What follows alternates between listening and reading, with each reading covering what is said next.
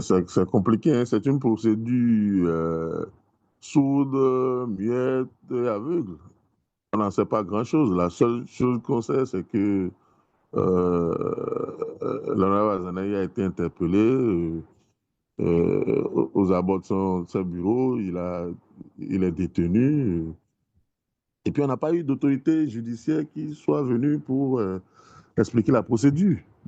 Hein. Et si quelqu'un, on se souvient par exemple dans le dossier coup d'État, le procureur spécial de la Criette a animé une conférence de presse, il a montré des pièces à conviction, des billets de banque, des sacs, des véhicules, enfin, ou un véhicule, et il a eu un narratif de ce qui a été l'infraction en question. Mais dans le cas d'espèce, on ne voit rien, on n'entend rien, et personne ne dit rien. Hein? Euh, bon, je viens d'entendre que ça doit être dans le cadre de la procédure après le 7 décembre. Mais la procédure après le 7 décembre, c'est une procédure exclusivement politique. Aucune autorité judiciaire jusque-là n'est venue pour parler. C'est le chef de l'État qui a parlé, c'est le porte-parole du gouvernement, et puis je ne sais plus qui. Je crois le directeur de la garde présidentielle. Hein?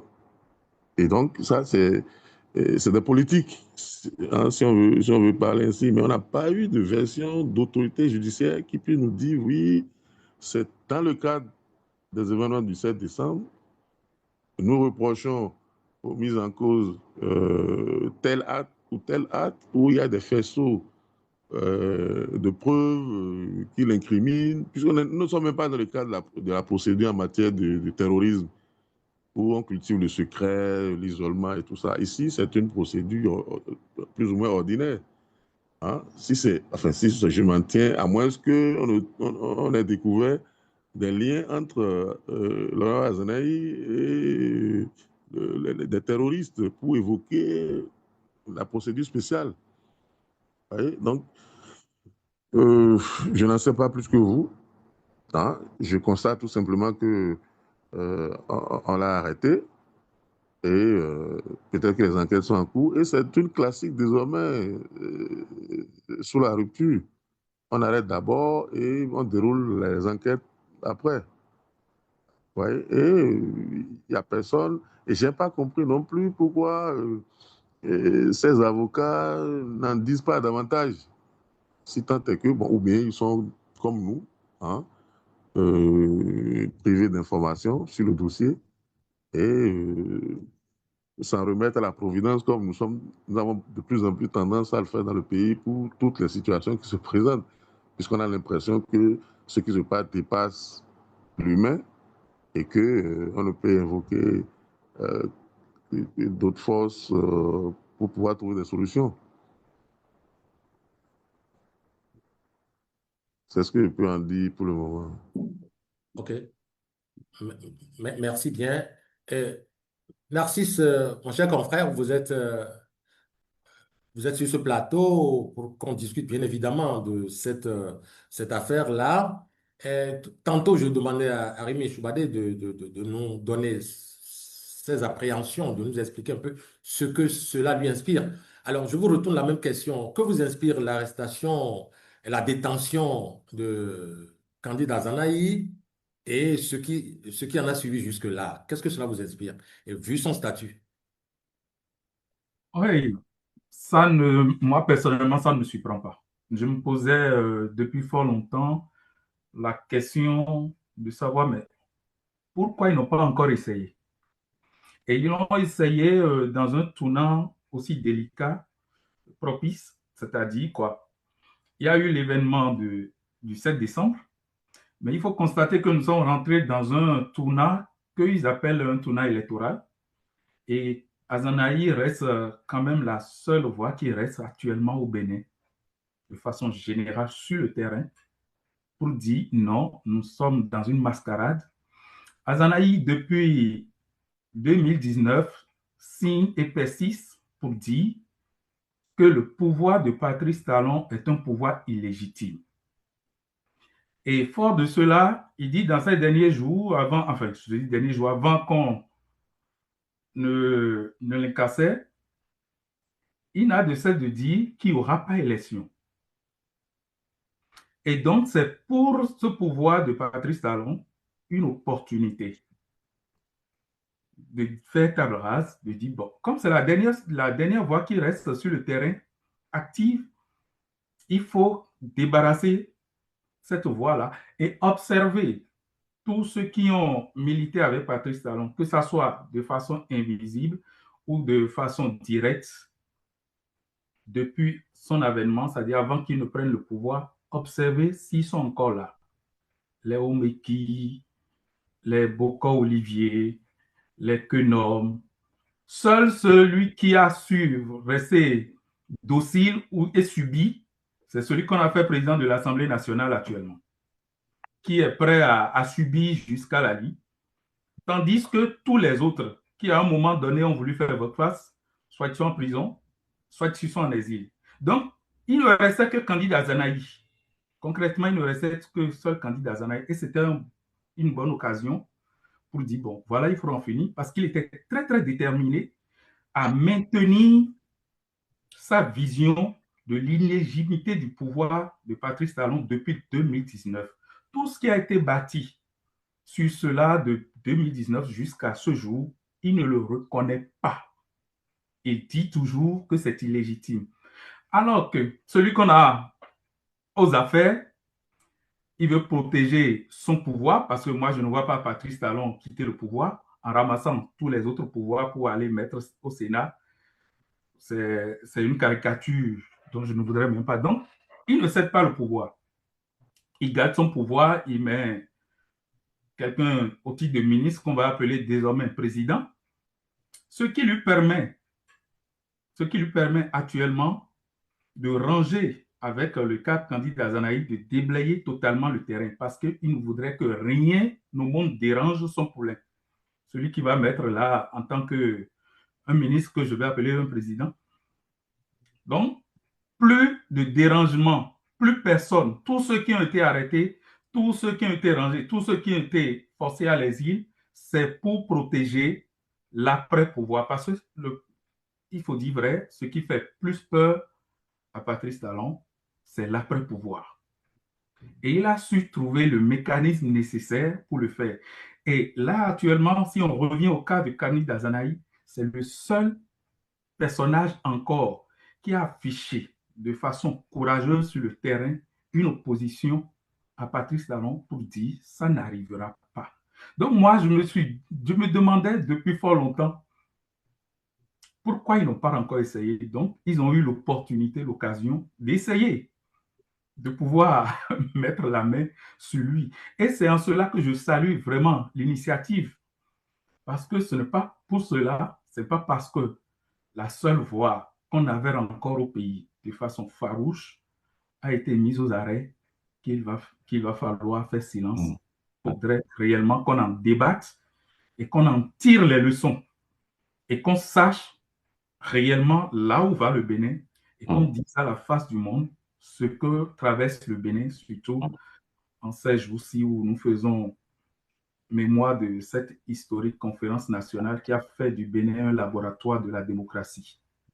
Merci, Narcisse. Arimi, je vais me tourner vers vous encore une fois. Narcisse en a parlé tout à l'heure. On va parler du timing. Il a parlé de candidat Zanaï comme étant la seule voix audible qui restait. Et nous étions dans une période assez critique. On allait dans la période de l'élection.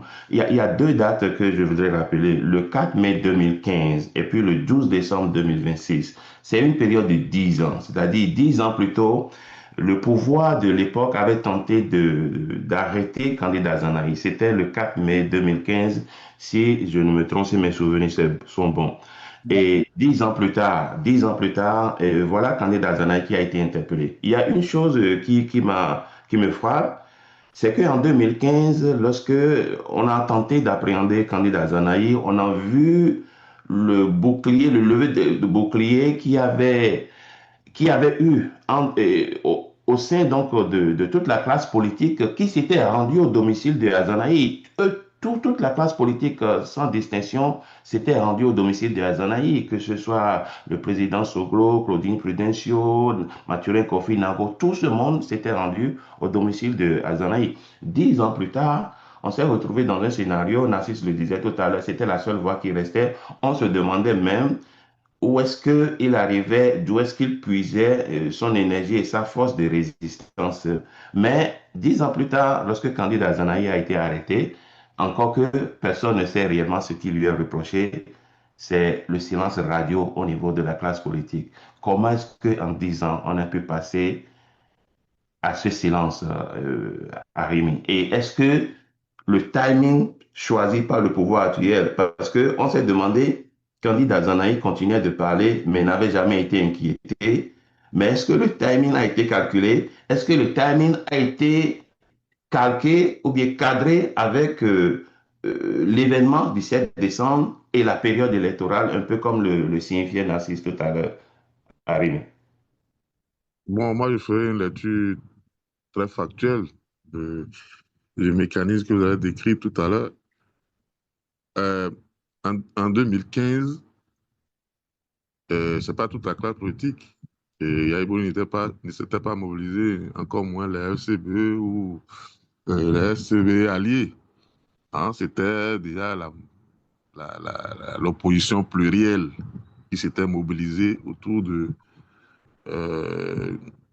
Azanaï. Il n'y avait même pas que ça. Il y a eu, avant ça, il y avait même un peu plus tôt l'interpellation, la brève interpellation du Patrice Talon lui-même, qui avait déjà déclenché une certaine émotion à l'époque. Bon, enfin, mais en 2025-26, Azanaï n'était plus dans une, comment vous appelez, euh, dans une tendance. Il était unique. Hein.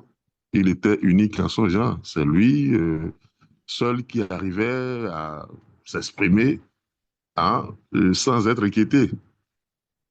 Il aurait pu, dès les premières sorties, et le chef de l'État a même tenté enfin, de lui lancer des messages quand il a reçu les jeunes au palais quelques mois plus tôt, quelques mois avant son arrestation. Il avait pris son ancien poulain, hein, le roi Bitokbe, dit oui, ton patron, c'est mon ami, il est encore mon ami. Quand il va quitter le pouvoir, j'espère aller le voir pour qu'on discute tranquillement.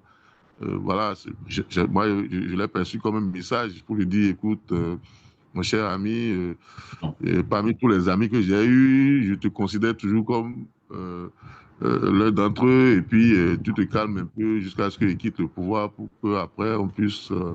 voilà, donc Azanaï il n'est pas dans une tendance, comme je l'ai dit tantôt, il n'avait pas d'alliés. Même dans l'opposition, il critiquait les autres membres de l'opposition pour dire qu'ils ne sont pas de vrais opposants. Et lui, il ne se définissait même pas comme un opposant, il se définissait comme un résistant. Hein? Donc, dans son schéma de résistant, il était pratiquement seul. Je ne vois pas qui d'autre pourrait se mobiliser si encore il y avait des gens qui sont capables de se mobiliser. Puisque Azanaï n'était pas inquiété. Par contre, les autres, vous prenez les démocrates, ils sont traqués, ils sont arrêtés, ils sont exclus des élections, quand bien même eux, ils ont accepté, enfin, faire le jeu, hein, de tout ce que Azanaï dénonçait. Donc, je le vois. Et puis, vous avez, et comment appelle-t-on, Azanaï avait une lecture plus intellectuelle, je dirais, oui, philosophique de la situation. Hein. Et c'est vrai qu'il ne rappelait pas des événements, il ne rappelait pas des faits juridiques tout le temps, mais Narcisse a dit tout à l'heure que c'est à partir de 2019 que on l'a senti plus poignant, plus radical, si on veut dire, parce que n'oubliez pas que la Cour africaine des droits de l'homme a rendu une série de décisions sur la situation politique au Bénin. Hein. Et c'est vrai que et la Cour africaine des droits de l'homme disait et que toutes les élections qui ont été organisées sur la base du code réformé sont frappées de caducité et qu'il faut revenir au code de 2013-2012. Et donc, à partir de cet instant, la lecture que Azanaï faisait, c'est que tous les pouvoirs issus de ce code, pour lui, n'étaient pas légitimes, puisqu'il y a une décision de justice qui les frappe, hein, de façon symbolique. Mais il n'est que seul dans ce discours-là. Les autres disent non, malgré ça, allons-y. Malgré ça, allons-y. Et il a en même temps mis la marge entre lui, qui se définissait comme le résistant, vis-à-vis des autres qui se disent opposants, c'est-à-dire que inclus dans le système, composant avec le système, acceptant toutes les sortes de compromissions, espérant que, bon, jusqu'à ce qu'eux-mêmes ne soient totalement vidés, hein, du système. Et que par anticipation, vous savez que la nouvelle constitution a prévu qu'il y aura trêve politique après la présidentielle et qu'on ne devait plus ramer à compte courant des visions du pouvoir. Et quand on analyse tout ça, on comprend très bien qu'aujourd'hui, pas que les jeunes ne se mobilisent pas pour défendre Azanaï, mais qui est capable encore? Vous voulez parler de ceux qui sont en prison, ceux qui sont en exil, ceux qui ne sont même plus de ce monde, fusillés en pleine rue pour contestation électorale. Alors, quand vous prenez tout ça là, on se demande qui est encore là pour voilà, défendre cette cause que Azanaï défendait. On se demandait, ouais, autant que nous sommes, on se pose la question de savoir pourquoi lui, il est tout là. Donc, on comprend que ce n'était pas sa force personnelle, intrinsèque, qui fait qu'il était encore capable de parler. C'était parce qu'on l'avait toléré. Et jusqu'au moment où le pouvoir dit non, stop, si j'ai éteint tout le monde, il ne faudrait pas qu'il y ait quand même quelqu'un qui est là tout le temps à égratigner. Peut-être que ça peut créer un autre mouvement et ça peut donner des initiatives, ça peut inspirer d'autres personnalités ou courants politiques pour aller dans ce sens. Donc, nous sommes dans un processus de nivellement. Hein? Et puis, Azanaï, il était le dernier et qu'il fallait, parce qu'on savait que lui, il était isolé. Il s'était isolé lui-même. Il ne voulait pas rentrer dans une tendance qui essaie de donner une certaine crédibilité au système. Pour lui, le système n'existe plus. Tout le système, tout ce qui a été installé sur la base des réformes dont on a parlé pour lui ne sont plus légitimes dès lors qu'une juridiction internationale l'a déclaré caduque. Donc voilà, moi, la lecture que je fais de la situation de Azanaï. Et ce n'est pas que les gens ne sont pas sensibles à son sort. Mais aujourd'hui, par quel mécanisme les gens peuvent sonner la révolte, enfin, entre griffes. Je vous ai dit tantôt qu'on n'entend même pas ses propres avocats dans le dossier. Hein? Voilà, c'est symptomatique d'un certain nivellement dont j'ai parlé tout à l'heure, d'une marche forcée vers... vous avez suivi, il y a eu qui est sorti d'une audience au Palais de la République, était presque méconnaissable. Il disait, oui, le chef a dit, il faut que tout le monde se réunisse derrière moi pour y aller. Donc, ça veut dire qu'on ne veut plus entendre parler voilà, de voix discordantes dans le pays. Ce n'est même plus de l'opposition, à plus forte raison de la résistance.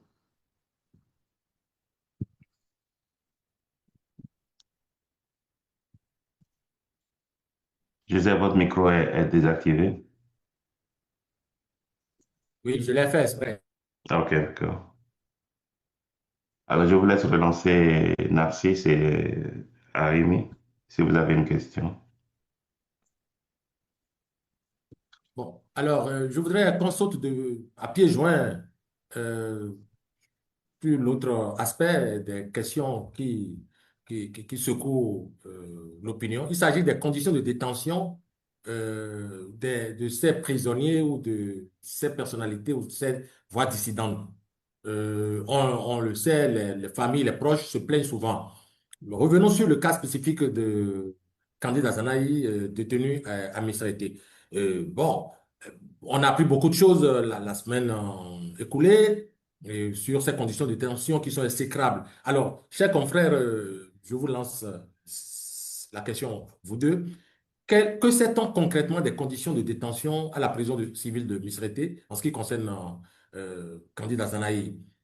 Les droits d'un détenu provisoire, notamment l'accès à ses avocats et à sa famille, sont-ils garantis désormais au Bénin ou ce n'est pas le cas?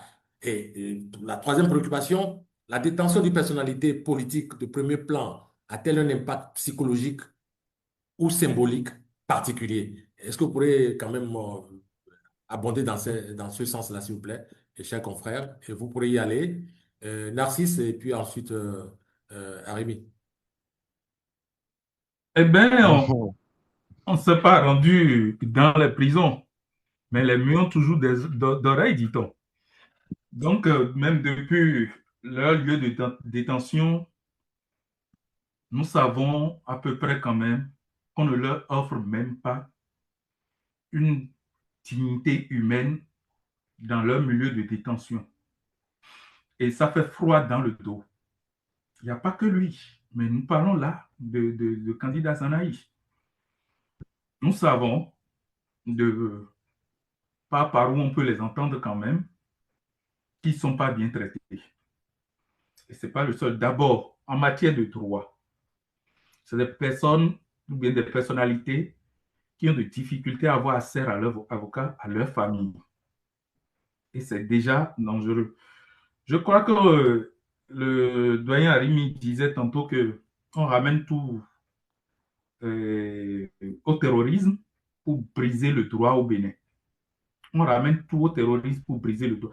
Et moi, je dirais même que, vous savez, avant qu'il ne crée cette affaire de criette, on ne parlait pas de terrorisme au Bénin. Hein. On n'en parlait vraiment pas. C'est un cas isolé. Mais dès qu'ils ont créé cette institution pour parler de terrorisme, tout le monde est devenu terroriste. Les Béninois sont plus devenus terroristes que les vrais terroristes. En réalité, beaucoup de prisonniers béninois sont devenus des terroristes. Et c'est là, actuellement, ce que vit candidat Zanaï, dont on ne connaît pas réellement encore les charges qui sont contre lui, mais qui n'est pas traité selon les règles de droit, selon le droit.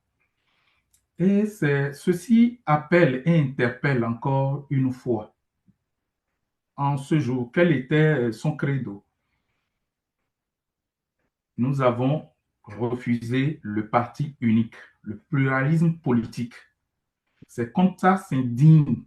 Donc, si aujourd'hui, on s'en tient au discours d'Azanaï et on se dit, mais qu'est-ce qu'il réclamait? Il réclamait le pluralisme politique que nous avions opté il y a de cela 36 ans.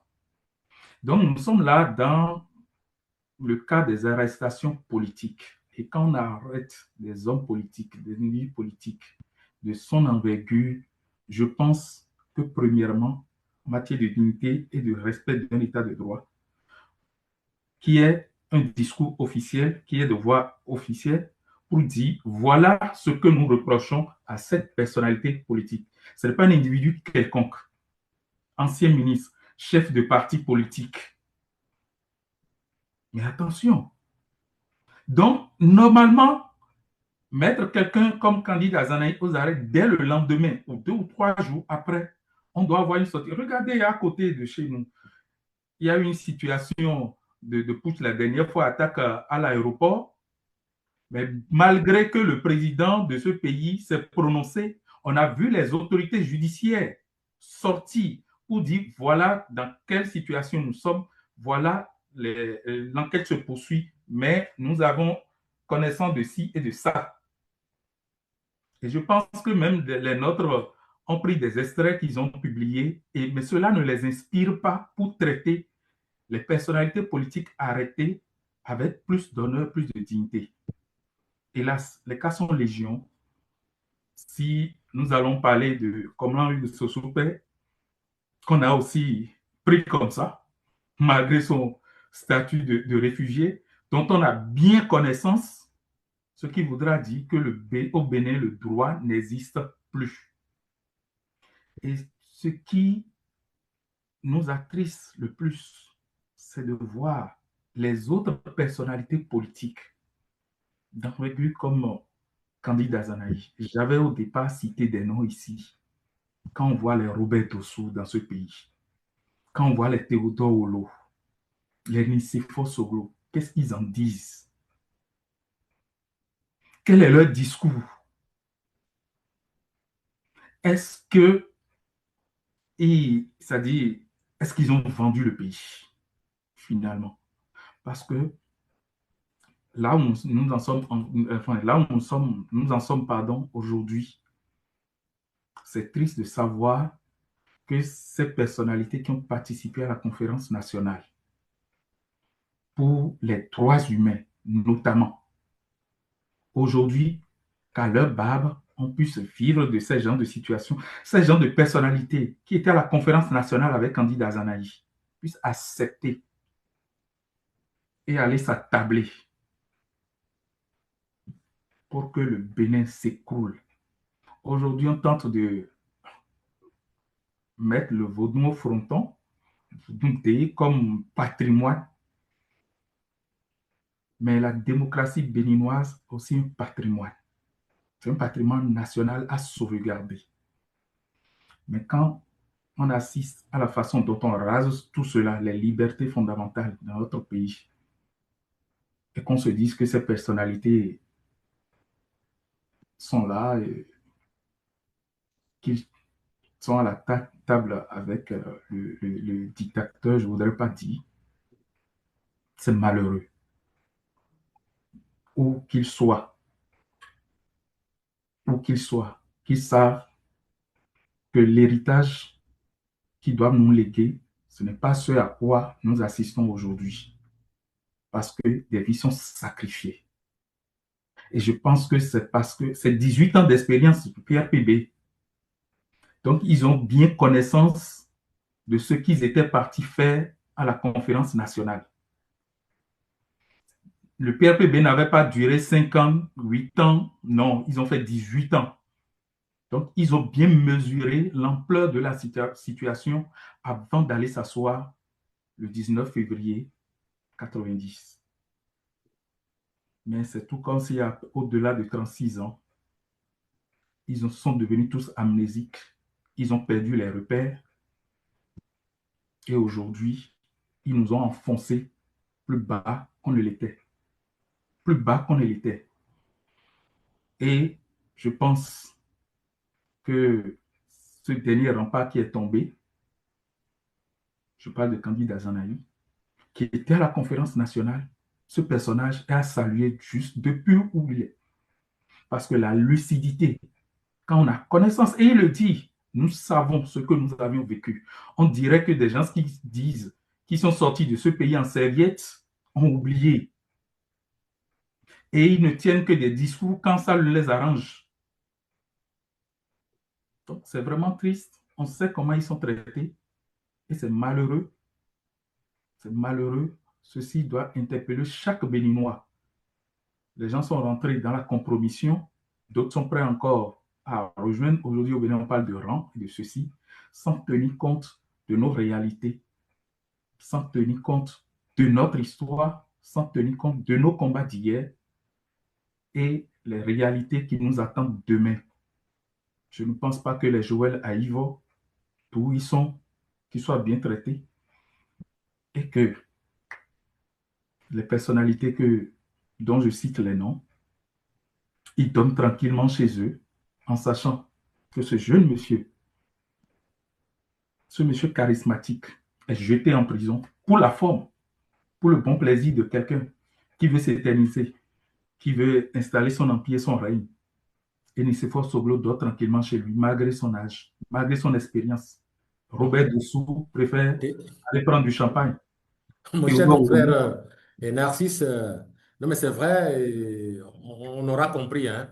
C'est vrai, vous avez évoqué le cas patent du journaliste, de notre confrère Hugues Sessoupé, dont les parents étaient à la limite interdits de visite, et ses avocats également. Et donc, je voudrais relancer Arémi sur la même question, sur la même préoccupation. Et qu'est-ce qu'il a nous dit par rapport aux conditions de détention? Parce qu'on a vu circuler sur les réseaux sociaux ces derniers jours, un certain nombre de griefs en ce sens. Qu'est-ce que ça lui inspire? Et aussi les droits d'un détenu provisoire, surtout en ce qui concerne Candice Azanahi, et le non-accès à ses avocats et à sa famille. Et tout ça, là, ça lui explique quoi, cher Arimi? Qu'est-ce qu'on peut retenir? Et surtout, est-ce que, dites-nous, est-ce que Candice Azanahi n'offre pas suffisamment de garanties pour être mis sous convocation? Merci bien, cher confrère. Oui, ben, en cela, il faut déjà connaître la procédure en cours qu'on vient nous dire. Vous savez, ce qu'on peut faire aujourd'hui, c'est d'interpeller les autorités judiciaires pour situer l'opinion publique en général. S'il n'y a pas à l'intérieur de... Vous vous souvenez qu'il y a eu des dénonciations dans le cadre des détentions de Rekia Madougou, de Joël Aïvo. En ce moment-là, c'était des proches de ces avocats qui venaient pour dire l'état dans lequel se trouve leur client. Hein, avant, et puis en ce moment-là, ça peut nourrir les débats dans l'opinion. Hein, personnellement, je suis allé voir Joël Aïvo au départ. Quand on allait le voir, il était debout derrière une S à l'entrée, dans une posture vraiment indigne. Hein. C'est comme ça que ses enfants, son épouse, ses frères, ses parents viennent le voir debout. Et c'est la S qui bat les deux camps. Il faut discuter là debout pendant le moment où il peut supporter. Après, il se retire. Puis après, je suis reparti. Mais là, c'est un cadre plus, je ne dirais pas confortable, mais moins humiliant. Hein? On peut vous isoler quelque part dans un coin et puis vous pouvez discuter librement. C'est vrai, il y a d'autres, on peut voir d'autres détenus dans la même posture et tout ça. Ouais? Donc, s'il n'y a pas la dénonciation, on ne saurait opiner. Je vous dis que cette procédure est aveugle, muette, et quoi encore? Vous voyez, on n'entend rien, on ne voit rien, personne ne dit rien. Hein? Et sur Azanaï, c'est le blackout total. De quoi il s'agit, on ne sait pas. Comment il est, on ne sait pas. Voilà, c'est le trou noir total. Et sans cela, il faudrait quand même que quelqu'un, une voix autorisée, puisse venir expliquer. Hein? Et oui, enfin, moi, je ne veux pas rentrer dans, comment on appelle le défaitisme de mon ami tout à l'heure, pour dire oui, dans le pays. Mais pourquoi seulement que dans le pays, il n'y a pas de dénonciation, il n'y a pas de prise de parole, tout ça? Pourquoi c'est seulement dans le pays qu'il devait y avoir des dénonciations et de prise de parole? Pourquoi notre sort devait dépendre de certains? S'ils ont décidé de ne plus parler, ben ça, c'est leur choix. Hein? Ils n'ont pas signé un pacte avec les Béninois. Souvenez-vous, il a parlé fort justement des 17 ans de la Révolution. Est-ce que pendant 17 ans de la Révolution, il y avait des voix à l'intérieur qui étaient assez audibles? Quand bien même les petites grèves qui s'observaient et tout, ça faisait, ça pouvait coûter à des enseignants, des étudiants d'aller séjourner dans des camps de détention sans aucun procès. Hein? Et pourtant, le régime a fini par plier. Et ce n'était pas parce qu'à l'intérieur, il y avait des gens qui prenaient les paroles. Parce qu'à l'intérieur, vous avez la liberté. Aujourd'hui, surtout, oui, il a parlé de dictature et tout ça. Oui, c'est vrai que nous sommes dans un instant de démocratie. Alors, dans ces conditions, vous avez la liberté que ceux qui ont détenu le pouvoir vous concèdent. Ils peuvent vous laisser parler, tout comme, même si vous ne parlez pas, on peut venir vous chercher. Lui, Azanaï, on a l'impression que oui, lui au moins, il arrivait à dire ce qu'il pense et puis ce qu'il... N'oubliez pas que dans la procédure du 7 décembre, il n'y a pas que Azanaï qui soit derrière les barreaux. Il y a des gens qui ont fait juste de petits commentaires sur leur page Facebook et parfois même dans des groupes de WhatsApp. Ils sont retrouvés derrière les barreaux. Ah, il y a comment appelle-t-on, le vice-président, un des vice-présidents du LD, qui est actuellement aux prises avec la justice. Et il est aussi détenu. Vous avez suivi et Tchabi, hein, Djabi Yahi, qui a été interpellé d'abord, puis convoqué par la suite sur ces événements-là. Et donc, ça veut dire que un pays ne meurt pas. Rien n'est malheureux, rien n'est triste. Oui, pour ceux qui sont en train de subir le martyre aujourd'hui, c'est malheureux, c'est triste. Mais le pays doit trouver les ressources nécessaires pour remettre les choses dans l'ordre d'une manière ou d'une autre. Le combat, c'est pour tout le monde. Ce n'est pas certains qui ont le privilège ou la responsabilité d'un combat, plus que d'autres. Hein? Un régime a toujours besoin de collabos, de supporters pour faire asseoir son idéologie, mais, même la plus totalitaire. Ah, mais si ceux qui doivent se battre, enfin, ceux qui ne sont pas d'accord, n'essayent pas de trouver les mécanismes, les moyens pour se battre, je ne sais pas comment on va y arriver. Hein. Oui, nous avons vécu des situations plus graves. On torturé les gens. Même aujourd'hui, on ne peut pas dire que la situation n'est pas grave. Vous n'êtes pas sans savoir que des gens ont été tués. Hein. On a tué des gens et il n'y a jamais eu de procès. Il y a des gens, on ne peut pas dire qu'au Bénin ici, les gens ne font rien pour protester. Il y a eu des protestations, il y a encore des protestations, il y en aura encore. Vous avez vu aujourd'hui, avec la faillite en griffe des corps constitués, c'est-à-dire des partis politiques, des personnalités plus ou moins charismatiques, hein, dont on déplore les réactions, les groupements religieux, les syndicats. Aujourd'hui, il y a même des lois qui leur interdisent de manifester. Qu'est-ce qu'ils font? Ils iront prendre les armes? Ou qu'est-ce qu'on veut d'eux? C'est là la question. Néanmoins, on veut pas, ça veut dire, vous avez même vu qu'aujourd'hui, il y a des initiatives plus ou moins suicidaires de gens qui prennent la parole, vous avez suivi, tout le monde a parlé de la jeune fille de 21 ans qui essaie d'avoir un discours plus ou moins cohérent sur la situation politique d'aujourd'hui. Et aujourd'hui, elle est là où elle est. Qu'est-ce qu'on peut? Qui peut aller là-bas dire non, allez la sortie. On vous dit, même les avocats qui défendent ces gens-là sont de plus en plus inaudibles. Hein? Alors, est-ce pour ça qu'on rentre dans la fatalité? Ou on essaie quand même de trouver la formule pour essayer de... Parce qu'en fait, je retiens une image. Hein? On ne va pas répondre au clivage par le clivage. Les gens qui aujourd'hui, d'une manière ou d'une autre, pour défendre leurs intérêts, ou enfin, ça va, mû par une certaine idéologie, essaient de faire souffrir les autres. Mais ce sont des Béninois.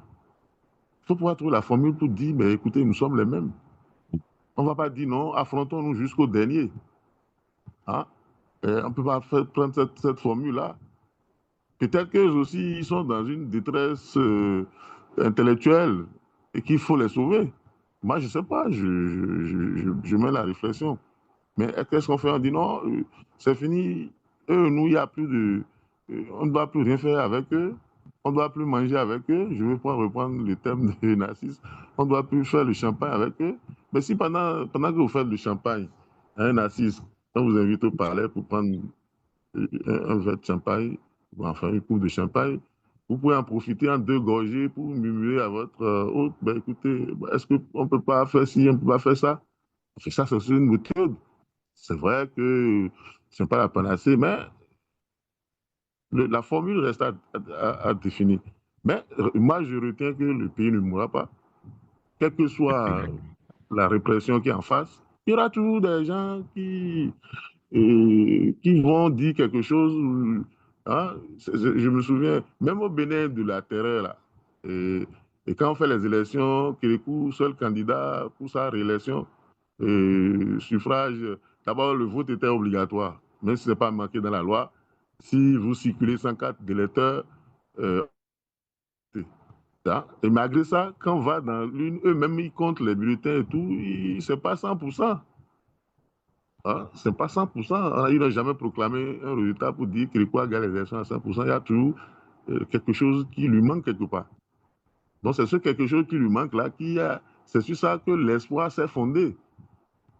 Et je me demande, on a vu sous la Révolution comment la diaspora a été déterminante. Et d'ailleurs, quand vous venez à la conférence nationale, ceux qui ont été les grands acteurs, c'était ceux qui sont descendus parfois même la veille de la conférence, Ouais. ont été les plus déterminants aux assises. Alors pourquoi cette fois-ci, on veut seulement reprocher à certains qui vont manger que c'est eux qui sont coupables, ou c'est sur eux que repose l'espoir. Non, l'espoir n'est plus dans leur camp. Peut-être qu'à un moment donné, ils ont représenté l'espoir et ils ont décidé de ne plus faire, c'est leur droit, ou c'est leur choix. Et puis bon, on continue à dire ce qu'on peut dire ou ce qu'on doit dire. Arimi est bien optimiste. Il estime qu'il y aura une formule à trouver. Il faut trouver les moyens d'aller chercher cette formule, n'est-ce pas, Joseph Anago Perzo, pour la prochaine. Tout à fait, tout à fait. Et je brûle d'impatience, n'est-ce pas, d'envoyer encore une salve de préoccupation aux confrères. Et quel impact cette énième affaire peut-elle avoir sur l'image internationale du Bénin? Quel est désormais le visage du pluralisme politique dans le contexte actuel? Et puis enfin, l'opposition peut-elle exercer pleinement son rôle dans ces conditions, s'il y a encore une opposition? Narcisse. Non, la réponse actuellement, c'est quand même non. Est-ce qu'il y a encore une opposition aujourd'hui au Bénin? Il faut dire non. Dire non à partir de quoi d'abord? La nouvelle loi constitutionnelle. Il a refusé toute voix dissidente dans le pays pendant 6 ans.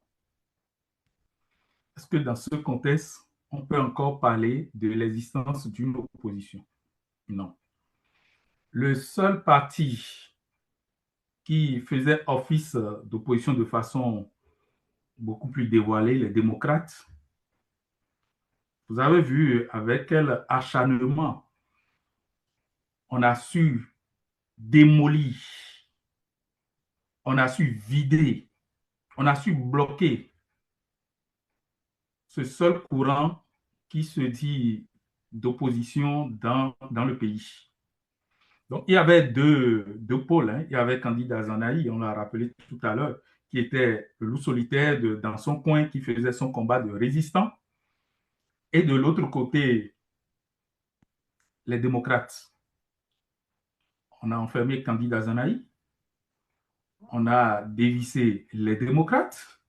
Finalement, aujourd'hui, il n'y a plus de parti d'opposition.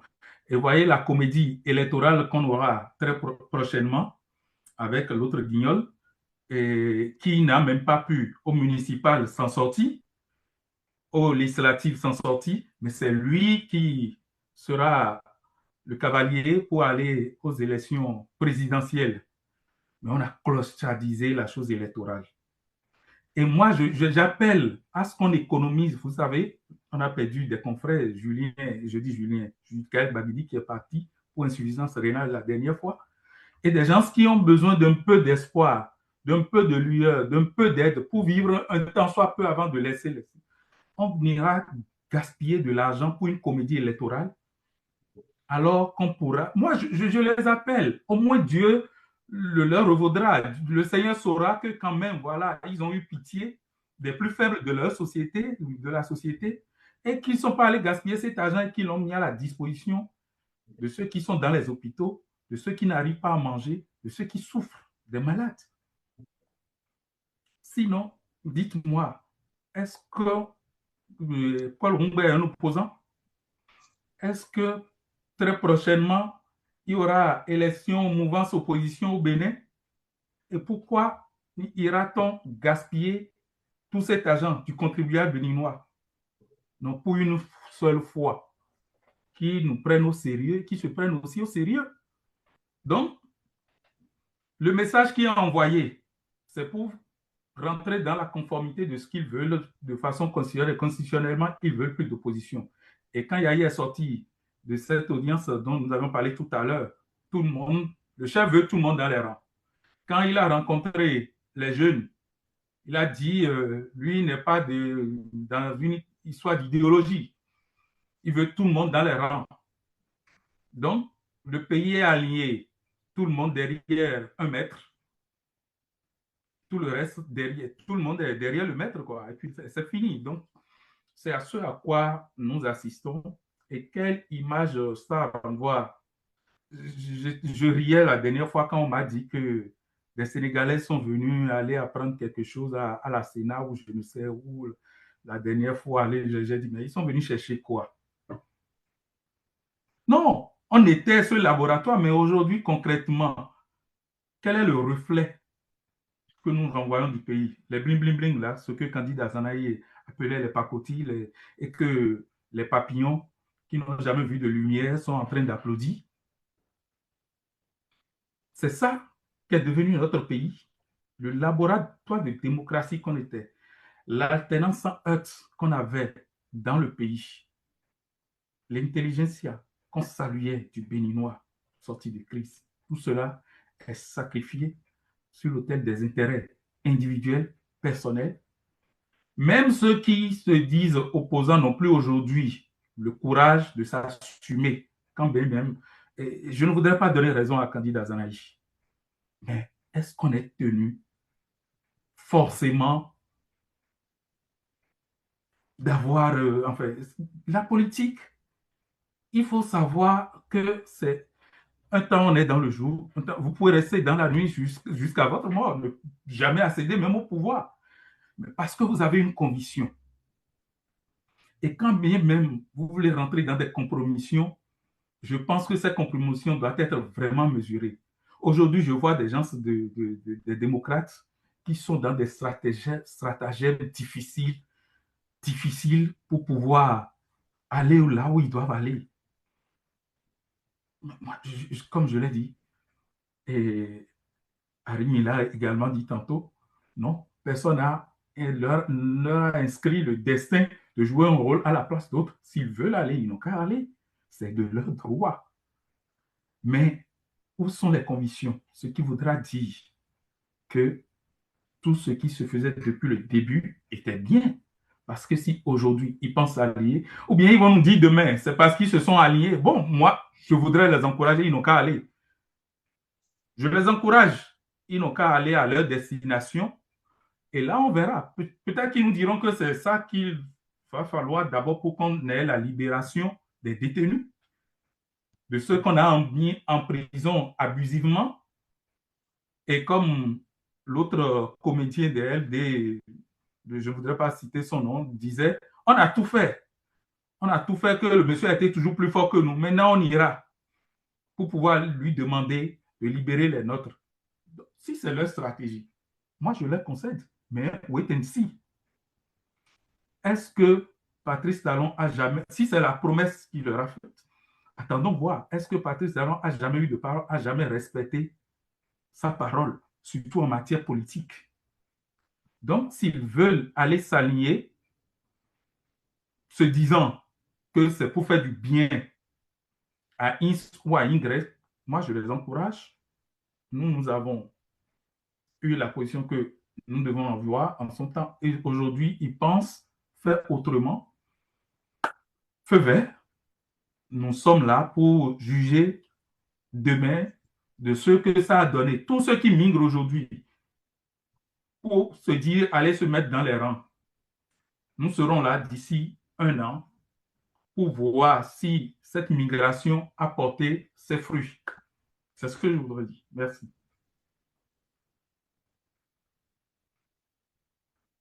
Merci, cher confrère. Et Arimi Choubadé, je vous en prie, est-ce que vous pourrez revenir sur les mêmes préoccupations?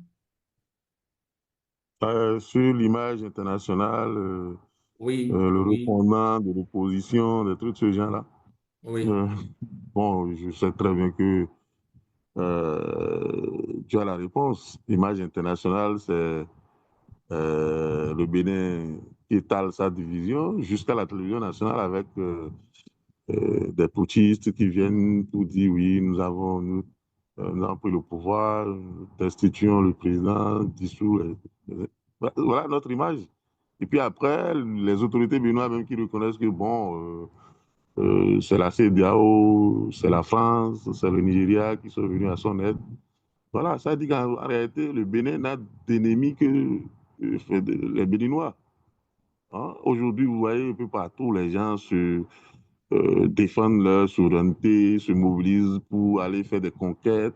Hein, les États-Unis vont jusqu'à Moyen-Orient pour aller chercher le bonheur de leurs citoyens en leur facilitant l'accès à l'énergie, etc., etc. Mais nous, à l'interne, c'est à l'interne, on se bat même autour de quoi?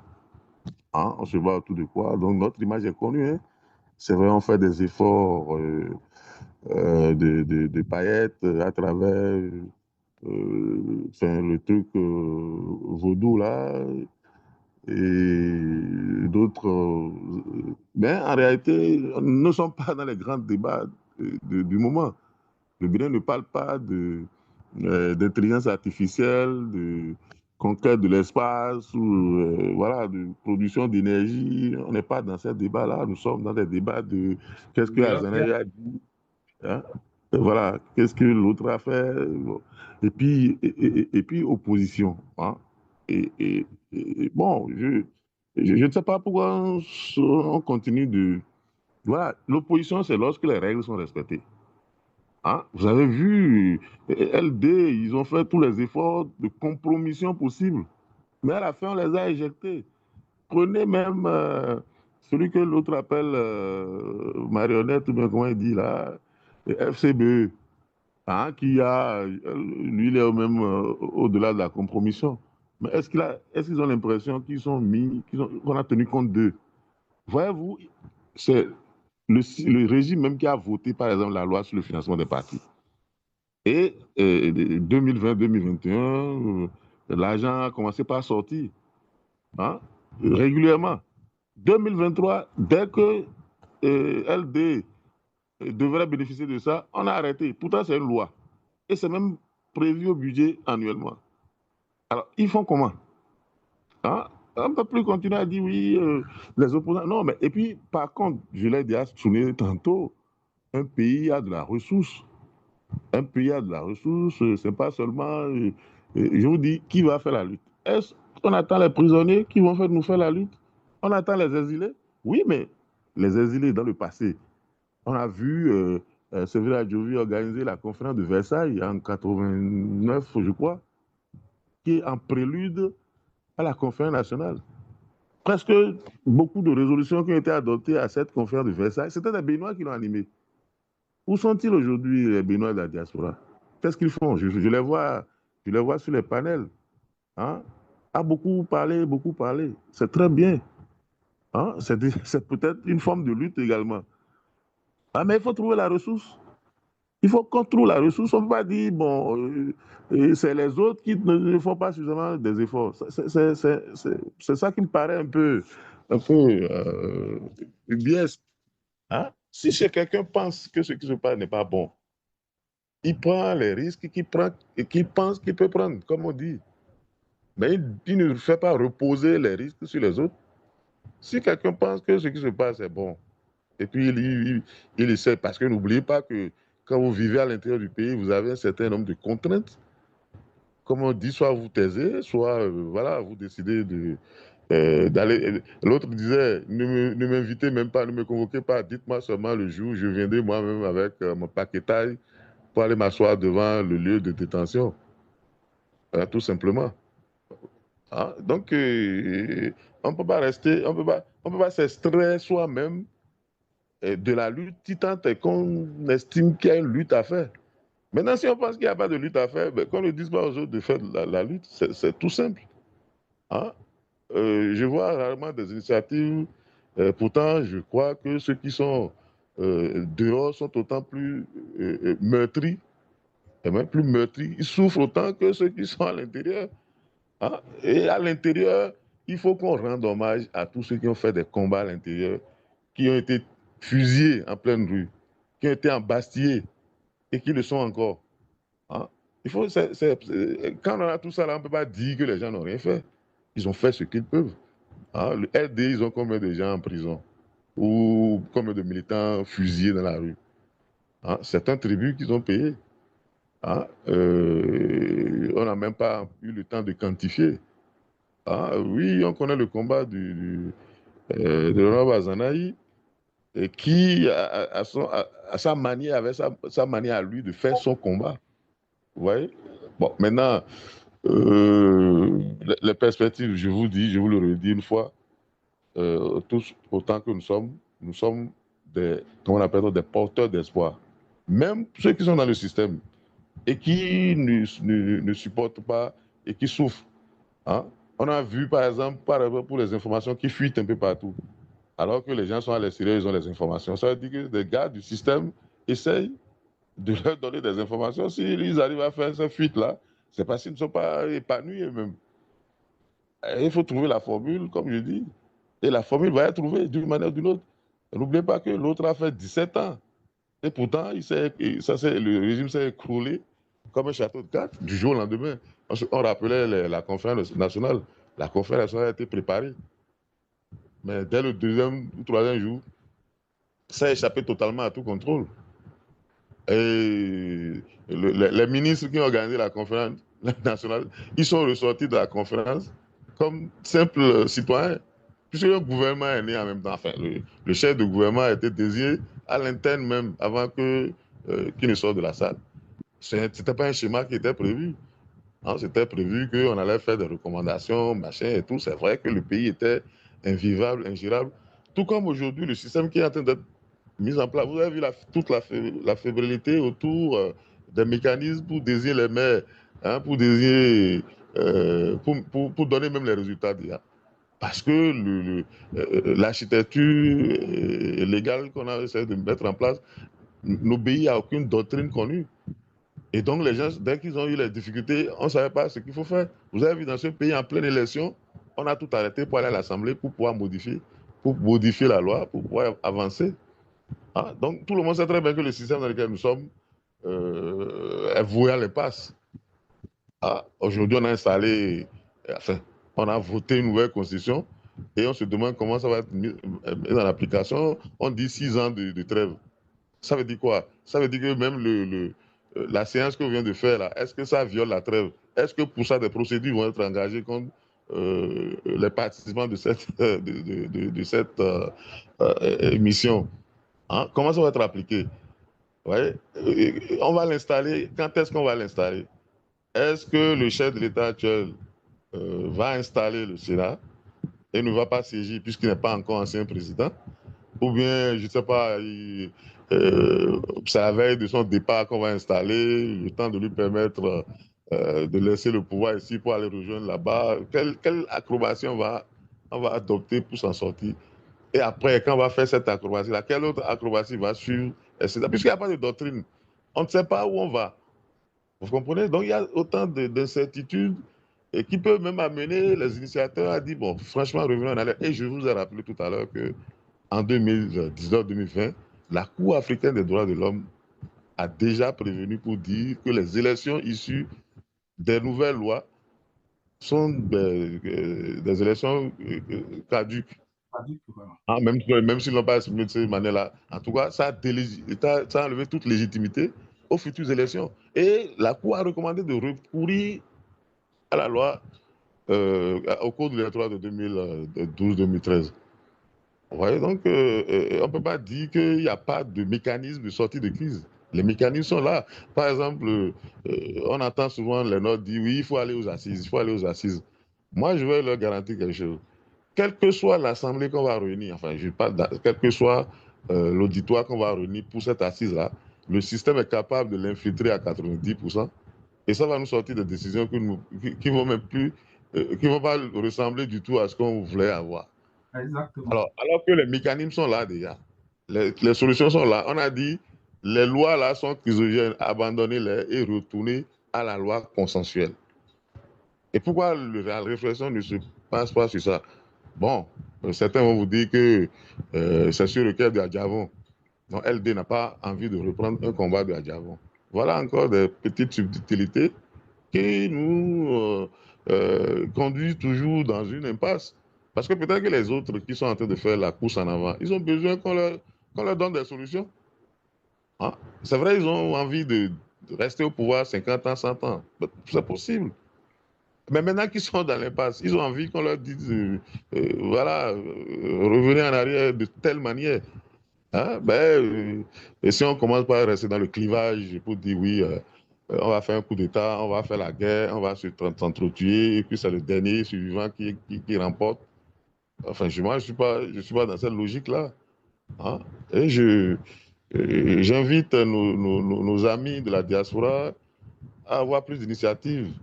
Les panels, je les suis à longueur de journée. Je suis très instructif. On doit les remercier pour ça. Mais s'ils peuvent aller au-delà, peut-être que même ils vont apporter une pierre au débat, enfin, à la construction du pays. Ok, Harim Choubadé, merci. Merci pour ces éclairages. Je suis tenté de vous relancer, chers confrères, sur les perspectives et scénarios possibles en ce qui concerne ces mises sous éteignoir des voies dissidentes du pays. Et qu'est-ce qui va se passer ensuite? Et surtout, et quels sont les scénarios juridiques envisageables dans cette affaire en ce qui concerne Candidat Zanaï, Narcisse? C'est-à-dire, ma préoccupation est sous deux angles: les perspectives et scénarios possibles en ce qui concerne la mise sous éteignoir de ces nombreuses voix dissidentes, celles qui sont en prison, d'autres sont allées en exil, mais principalement celles qui sont en prison, y compris même les, les- les- les- les- les journalistes ou les animateurs, les influenceurs, tous ceux qui sont aujourd'hui derrière les barreaux. Quelles sont les perspectives et scénarios possibles envisageables? Et en ce qui concerne maintenant le cas spécifique de Candidat Zanaï, et quels sont les scénarios juridiques envisageables dans cette affaire? Merci. Non, ben, je essayais de l'ébaucher tantôt. Il y a des membres de partis d'opposition qui se préparent à s'aligner aussi. Et il y a d'autres qui l'ont dit ouvertement pour dire nous avons tout essayé, mais que le monsieur est toujours plus fort que nous. Il nous vaudrait mieux le rejoindre. Il y a des membres LD qui sont partis en ayant cet argument. Il nous vaudrait mieux le rejoindre pour pouvoir libérer les nôtres. Donc, moi, c'est pourquoi tantôt je disais, c'est une porte. C'est ce qu'ils ont perçu comme solution. Ils sont des acteurs politiques, nous ne le sommes pas. Et ils ont prévu rejoindre les rangs pour pouvoir libérer les leurs qui n'ont pas pu libérer en restant opposants à un système qui veut que tout le monde soit dans les rangs. Donc, moi, je dis, espérons que leur initiative de rejoindre pour libérer les prisonniers et autres puisse aboutir, exilés puisse aboutir, puisque c'est ce slogan que certains ont eu. Et ceux qui se préparent même, quand vous voulez vous en indigner un peu dans les coulisses, vous entendez que, ben, écoute, on a tout fait, le monsieur, il est resté intraitable et il n'y a personne qui nous soutient de l'intérieur ou de l'extérieur. Comme Arimi le disait tantôt, il y a des lois de l'opposition qui ne sont pas du tout mises en exergue. On les a votées pour la forme. Donc, ils ont compris qu'ils n'ont aucune volonté manifeste de rester, enfin, qu'ils n'ont aucune possibilité manifeste de rester dans leurs positions actuelles. Ils pensent qu'en rejoignant le pouvoir, qu'ils vont pouvoir atteindre certains objectifs comme la décrispation, comme libérer. Et si on se donne un peu les oreilles fines, c'est que le pouvoir même a tendance à dire, ben, écoutez, mettez-vous tous ensemble.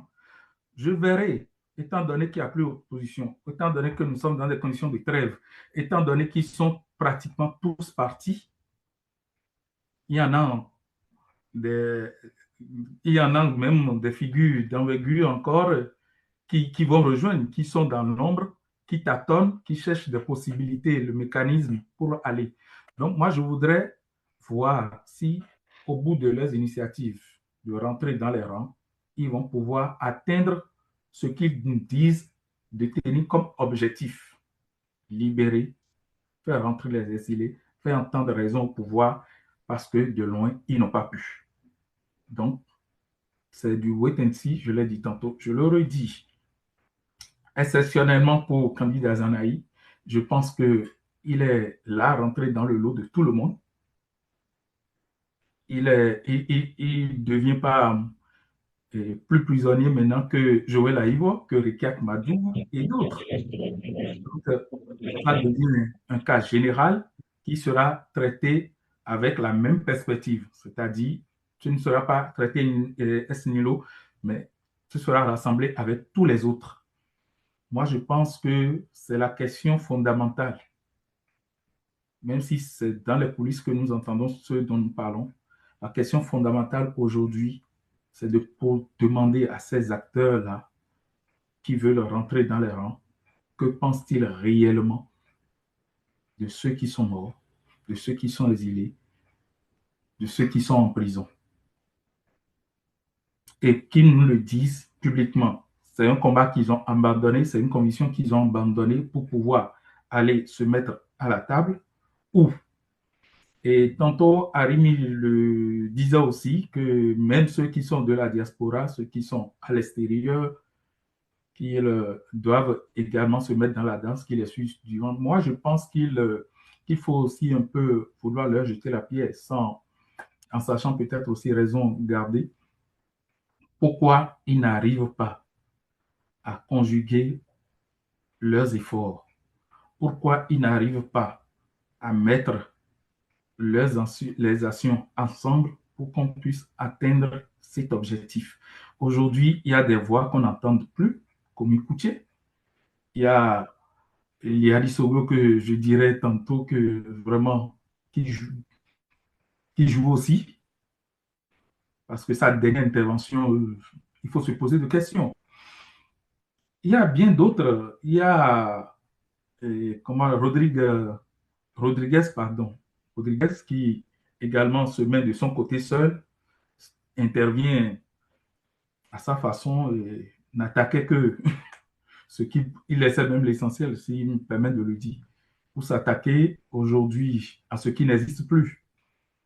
Donc, moi, je pense qu'il faut relancer le débat à leur niveau. C'est une occasion de leur demander réellement que devient ce combat pour les leurs qui sont en prison et pour eux-mêmes qui sont en exil. Je pense qu'il est temps de cesser de faire des panels isolés et qu'on puisse les entendre à ce carrefour d'une seule voix. Merci pour cette interpellation, cher confrère Narcisse Montagnon. Je voudrais me tourner du côté de Arimi Choubadé pour reprendre encore les mêmes préoccupations. Quelles sont les perspectives et scénarios possibles en ce qui concerne les nombreuses voix dissidentes qui sont aujourd'hui au cachot? Et de façon spécifique, quels sont les scénarios juridiques envisageables dans cette affaire dite affaire Azanaï? Merci. Non, on ne sait même pas on ne connaît pas la procédure de Azanaï. Je ne sais pas pourquoi on l'a arrêté. Je ne sais pas si c'est parce qu'il est en contact avec les terroristes ou parce qu'il a participé à la tentative de coup d'État ou pour l'ensemble de ses œuvres depuis un certain nombre d'années. Hein, je peux pas, on peut pas. Je vous ai dit que la procédure, elle est muette, aveugle, sourde. Alors, il faut qu'il y ait plus de visibilité sur la procédure pour qu'on puisse savoir où on va, à quel niveau. Par contre, pour les perspectives, mais les vraies questions. D'abord, n'oubliez pas que c'est la Constitution qui a dit que tout le monde va rester dans les rangs à partir de la prochaine présidentielle. Ça, c'est une perspective juridique, institutionnelle. Quand bien même il y a encore des zones d'ombre sur la répression des voix dissidentes. Et s'il y avait des voix dissidentes, qu'est-ce qu'on fait? Jusque-là, ils n'ont pas. Bon, on a entendu des supporters de la loi dire qu'on peut aller jusqu'au retrait de la nationalité ou des droits civiques ou des trucs de ce genre-là. Même lorsque vous avez un résident, un national, chez vous, vous lui retirez la nationalité, il fait comment? Donc, c'est à eux de continuer la réflexion juridique pour nous dire comment tout cela sera géré. Et puis ensuite, la question qu'il faut poser, les vraies questions qu'il faut poser, c'est de savoir si, en libérant les prisonniers, tous vont accepter de rentrer dans le rang. Parce que si l'exigence du rang unique demeure, qu'en pensent ceux qu'on doit libérer. S'il faut libérer quelqu'un pour que le lendemain, prenons le président Azanaï, hein, si on le libère, on le libère, et que le lendemain, il fait une conférence de presse pour dire que lui n'est pas euh, dans la vision du pouvoir, on fait quoi? On le reprend? Hein? C'est la question que vous posez. Les exilés dont on parle de revenir, vous savez qu'au Bénin, il y a plus de grands hommes d'affaires. Hein, les hommes d'affaires qu'on connaît, c'est les gens du système. Alors, est-ce que les hommes d'affaires qui sont en exil vont venir au pays pour devenir des employés dans les entreprises des messieurs du système? C'est ça? Parce que la perspective, c'est à ce niveau-là. Je vais dire, oui, libérons les prisonniers et faisons rentrer les... Et vous avez vu à la conférence nationale, ils sont venus pour prendre le pouvoir en même temps. C'est dans leur rang qu'on a désigné enfin, quand on prenait le présidium, déjà, en dehors du Monseigneur, et puis d'un syndicaliste, etc., ou de TVA, je dirais, tout le reste vient de l'extérieur. Ça, c'est déjà à l'entame, ça. Après, quand on a voulu désigner le gouvernement, voilà, et la majorité de ceux qui ont formé le gouvernement à l'époque, c'était des gens de la diaspora, enfin, un certain nombre quand même. Ah ouais, maintenant, si on dit aux gens de rentrer au pays, ils font quoi une fois arrivés au pays? Ils vont aller s'asseoir chez eux pour chanter les louanges du régime. Donc la perspective, c'est le régime a déjà tracé sa perspective, hein, et l'a même constitutionnalisé.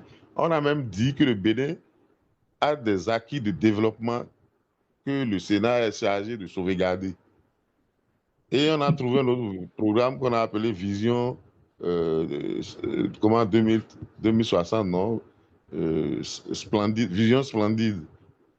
Ouais, donc, euh, la ligne est déjà tracée. Mais ce que je dis toujours, et je vais me répéter, le pays a toujours les ressources de s'en sortir. N'oubliez jamais les 17 années où on a proclamé d'ailleurs clairement là-bas que le parti dirige l'État. Donc c'est ce que le parti dit, que l'État exécute et tous les citoyens s'alignent. On a fait ça pendant 17 ans avant de constater que nous sommes dans la faillite. Ici, on n'a même pas allé encore jusque-là. On essaye de rafistoler. Et puis, le système du parti dirige l'État, c'est une doctrine qui a été appliquée dans beaucoup de pays au monde. Mais ce que nous on est en train de faire là, on ne sait même pas de quoi il s'agit. Et il y a une question aussi de la qualité du personnel politique, aussi bien ceux qui gèrent aujourd'hui que ceux qui ont géré dans le passé. Quelle est leur formation? Comment devient-on politicien? À quel moment nous avons donné une contenance à la politique au Bénin? Parce que mon cher Vital qui est là, je ne sais pas, si un de ses frères devient président de la République, il va devenir un grand politicien au Bénin, on va le nommer peut-être Premier ministre ou président de l'Assemblée nationale, machin. Vous voyez, aujourd'hui, tous les postes, aujourd'hui même électifs, procèdent de nomination. Donc, un seul homme peut fabriquer une classe politique aujourd'hui au Bénin. Et aucun d'eux ne passe par une formation ou, un canal intellectuel pour le préparer à la mission. Donc, on débarque dedans et puis on fait ce qu'on peut, ce qu'on veut, hein, en tenant compte de l'environnement, et puis on s'en sort. C'est une faillite intellectuelle. Le Bénin n'est pas dirigé par la réflexion. Hein. Nous sommes dirigés par les instincts et les intérêts. Il faut régler cette question-là, parce qu'il ne suffit pas de remplacer des analphabètes politiques par d'autres analphabètes politiques, comme on le fait tout le temps. Et on a l'impression qu'on est en train de faire du surplace, ou même en train de reculer. Vous vous souvenez qu'en 2000, dans les années 2000, 2001, le Bénin caracolait en tête des classements de RSF, ne serait-ce qu'en Afrique. Le Bénin était avant la France dans le classement mondial pour ce qui concerne les libertés de presse. Je ne parle que des libertés de presse. Aujourd'hui, nous avons des prisonniers politiques, comme sous la Révolution. Nous avons des gens qui ont été tués sans procès, comme sous la Révolution. Nous avons des exilés, comme sous la Révolution. Après 30 et combien d'années? 36 ans. Donc, il faut parler aussi de la formation du personnel politique et du contenu qu'on met dans ce qu'on appelle politique au Bénin. Est-ce que parce qu'on occupe des postes ou bien parce qu'on a un pouvoir, on est en train de faire de la politique? C'est des questions-là qu'il faut poser. Donc, notre perspective, elle est d'abord intellectuelle. Nous sommes dans une faillite intellectuelle. Vous voyez, la question que mon ami pose là, ça explique tout. Il demande perspective. Ça veut dire quoi? Ça veut dire que nous n'avons plus de solution à aucun problème, à aucun de nos problèmes. Nous n'avons aucune solution à aucun de nos problèmes. Même les simples questions de politique publique sont venues de l'extérieur. Il n'y a pas de groupe de travail au Bénin là qui réfléchit sur ce qu'on va faire. C'est quoi le mariage? C'est quoi, je ne sais pas, les questions de société basiques là. Hein? C'est quand on va nous envoyer une convention depuis 16 jours pour dire légaliser l'homosexualité que nous allons commencer par faire le débat. Et tout dépend des rapports de force. Hein? Surtout que maintenant on est dans un système de trêve. Si le gouvernement décide par exemple de légaliser les mariages homosexuels et qu'on a dit qu'il faut trêve, qui peut oser aller contre sans risquer de se retrouver dans les mains de la justice? Donc la perspective, en tout cas, le régime a déjà tracé sa perspective. C'est la perspective, tout le monde dans les rangs. Il appartient à ceux qui ne sont pas d'accord avec ça de proposer un autre mécanisme. Hein? Et je ne crois pas, je continue de dire, prenons le professeur Aïbo, on le libère. Est-ce à dire qu'il devient automatiquement allié ou il va continuer à faire ce qu'il faisait? Justement, Harry, j'ai envie de vous demander, puisque Narcisse le disait tout à l'heure, le système a invité tout le monde à entrer dans les rangs. Et on a même vu certains de l'opposition, hein, les démocrates, qui aujourd'hui estiment qu'il faut rentrer dans les rangs, puisque le système a été combattu de l'extérieur, ça n'a pas marché. Est-ce que vous estimez que, effectivement, de l'intérieur, on peut combattre le système ou bien, si, même si ce n'est pas pour le combattre, mais est-ce que de l'intérieur, on peut pousser à un certain changement ou bien au moins amoindrir une certaine radicalisation du système en entrant dans ce système? Mais lorsque vous voyez l'ancien président Nicéphore Soglo qui pendant des années a pratiquement joué comme sur deux chevaux, un pas à l'intérieur, un pas à l'extérieur, et que ça n'a pas réussi, est-ce que vous pensez qu'aujourd'hui, ceux qui vont dans les rangs, ceux qui rentrent dans le rang aujourd'hui et qui vont dans le système, dans l'espoir de faire changer quelque chose, ou tout au moins disent-ils, entrer dans le rang pour faire libérer les prisonniers politiques, est-ce que vous pensez que c'est quelque chose qui peut réellement se passer? Et maintenant, avec la trêve politique, vous êtes des journalistes, vous êtes des praticiens de médias. Quelles sont vos perspectives pour la liberté de la presse au Bénin à partir de cette année 2026? Ça, c'est un sujet de doctorat. Enfin, c'est un sujet de thèse. Est-ce que vous savez que la corporation des médias dans le privé n'existe pas juridiquement au Bénin? Juridiquement, il n'y a pas une corporation de presse, ni les patrons, ni les journalistes. Ça n'existe pas. Narcisse va vous dire quelque chose. Vous ne rentrez pas dans un organe de presse au Bénin avec un contrat. Vous en sortez pas. Et puis, vous avez vu la facilité avec laquelle on peut fermer les médias. Parce que juridiquement, il n'existe pas. Même les Ibo qui vendent les pièces détachées à Dantokwa ont un statut au Bénin. Pas les journalistes. Ils ne sont pas en syndicat.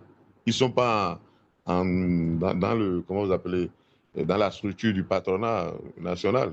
Ça n'existe pas. Quand on convoque le dialogue social national, où tout le monde est représenté, vous ne verrez pas la presse privée représentée. Hein? Donc, c'est un débat qu'il faut d'abord mener. Je vous dis que nous sommes dans un débat intellectuel au Bénin. Nous sommes dans une faillite intellectuelle. Hein? Il ne faut pas qu'on copie des trucs qu'on vient de coller pour penser que nous sommes dans les normes. Nous avons, comment l'appelle-t-on, aujourd'hui, la HAC paraît comme la structure des médias, alors que c'est composé 2 tiers de politiciens, au moins.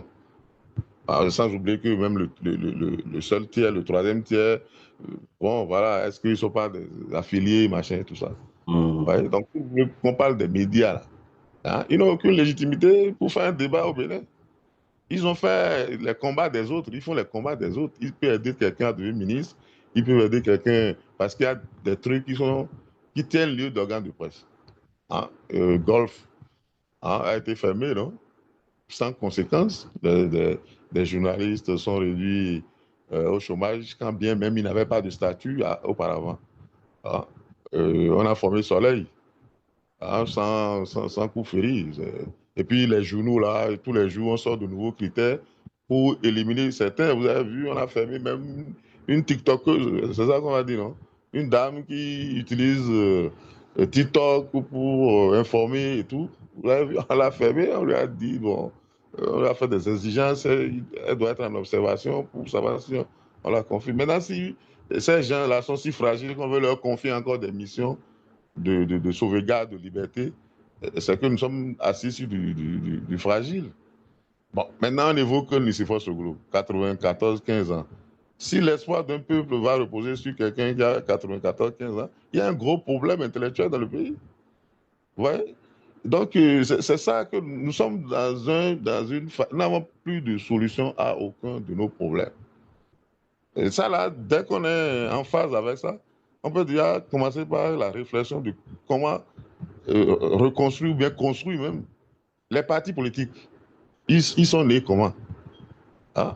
Le chef d'État dit oui, BRUP, LD, tout ça là, c'est la même chose. Au moins, il a été sincère, parce que c'est lui qui a créé BR et UP. Et il sait qu'il n'y a pas de différence entre eux. Et qu'il n'y a pas d'idéologie, il n'y a rien. Alors, ça, c'est les basiques de la réflexion. Hein, les basiques de la réflexion. Avant qu'on ne dise oui, tel n'a pas fait son travail, tel n'a pas fait son travail. C'est vrai que des gens en souffrent. Hein, des gens souffrent, ils sont en prison, ils sont en exil. Imaginez quelqu'un qui a son patrimoine, sa famille au pays.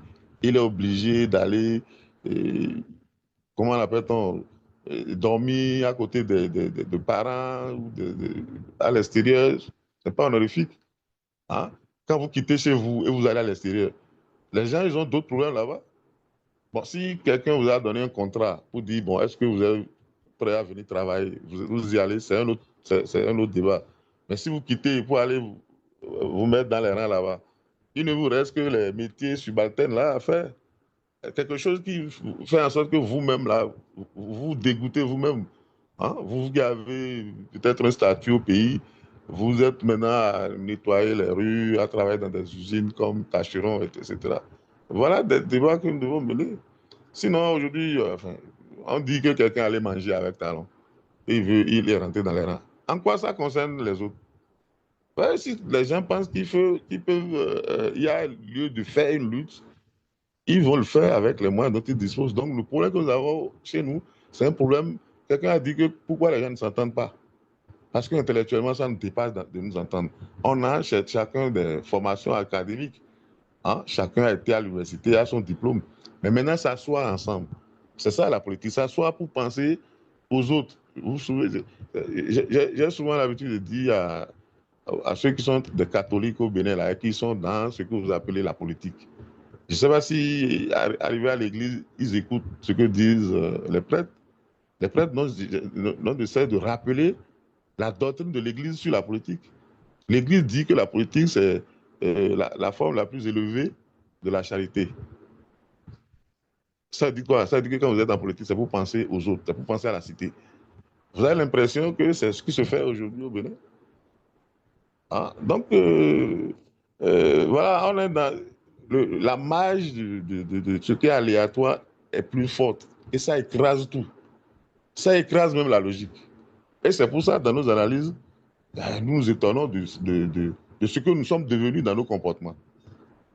Hein? Je prends mon cas. Depuis 2019, je me suis proclamé retraité, sans pension. Je ne fais plus rien au Bénin. Si je dois trouver une opportunité, c'est qu'un ami m'a appelé de l'extérieur pour dire, bon, écoute, je t'associe à temps et à la fin, tu as des ristournes. Mais au Bénin, ici, le nom Arimi qui transparaît dans un projet, dans un truc là, est voué à être classé sans suite. Hein? Et c'est comme ça, vous prenez même des gens qui sont dans le système. Hein? Ils ne sont pas pour autant épanouis. Mais nous ne pouvons pas collectivement inventer, non pas mis en place des mécanismes qui collectivement peuvent nous aider au moment où il y a ces genres d'agression à nous en sortir. Donc si c'est chacun, bon, nous parlons de notre émission. Oui, c'est bon, il y a des Béninois peut-être qui nous écoutent. Mais après, je ne parie que d'ici 2, 3 jours, ben, c'est déjà oublié. Hein. Hein, il n'y a pas de réceptacle d'idées qui vont analyser, décrypter pour transformer ça en initiative ou en politique publique. Nous sommes tous convaincus de ça. Nous sommes tous convaincus que nous parlons pour la forme de parler. Hein? Peut-être que je ne sais pas. Hein, c'est la perception qu'on a. Et c'est pour ça qu'on dit qu'aujourd'hui, la perspective, elle est déjà déterminée par ceux qui sont là. Ils disent tout le monde dans le rang. Hein? Je vous rappelle que ce slogan-là découle d'un mécanisme qui s'est observé chez nous, hein, un peu dans l'anonymat. C'est l'alignement des trafiquants de carburant. Au début du régime, on a arrêté un ou deux, on a dit, bon, écoutez, on fait un rang, tout le monde s'aligne, et puis on va vous laisser tranquille. Hein, aujourd'hui, le trafic de sang n'est plus réprimé. Au contraire, c'est vraiment dans les rangs, et ça paie même des tasses dans les caisses de l'État. Et c'est dans ce siècle-là que le slogan dans le rang là a commencé. Et vous savez, celui par qui c'est rentré dans le système politique. Hein? Ouais, donc, l'organisation, c'est nous, notre problème, c'est au niveau de l'organisation sociale. Hein? Notre organisation sociale a trop de déchets. Hein? J'ai même l'impression que ça n'existe presque plus. Vous voyez, les religieux, ils ne peuvent pas parler. Allez lui demander pourquoi ils ne parlent pas. Les syndicats, ils ne peuvent pas parler. Eux, au moins, on a déjà voté une loi pour dire qu'il n'y a plus de grève. Les partis politiques, tout le monde a vu ce qui s'est passé, où à la Sénat, on peut rejeter votre liste avant même que vous n'allez aux élections. Ce qui ne s'est jamais passé au Bénin avant 2019. De 90 à 2019, dès que vous amenez votre liste à la Sénat, vous devez aller aux élections. Quitte aux électeurs de vous recaler. Mais aujourd'hui, ce n'est plus ça. C'est la Sénat qui a le droit aujourd'hui de vous éliminer en lieu et place des électeurs. Ouais, donc on a des problèmes structurels, intellectuels et tout. C'est vrai que nous nous vantons souvent de dire que nous sommes les plus grands intellectuels du monde. Il paraît que nous sommes même quartier latin. Mais voilà comment le quartier latin, ce que le quartier latin est devenu. Hein?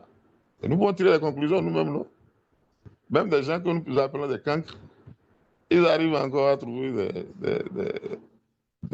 comment on appelle, des mécanismes d'accommodement de leur vécu que nous les intellectuels, nous les intelligents, hein, aujourd'hui même nous sommes enviés, il paraît. Les gens sont jaloux de nous. C'est pas bon, donc quand on mélange tout ça, moi je me perds dans les réflexions, cher ami.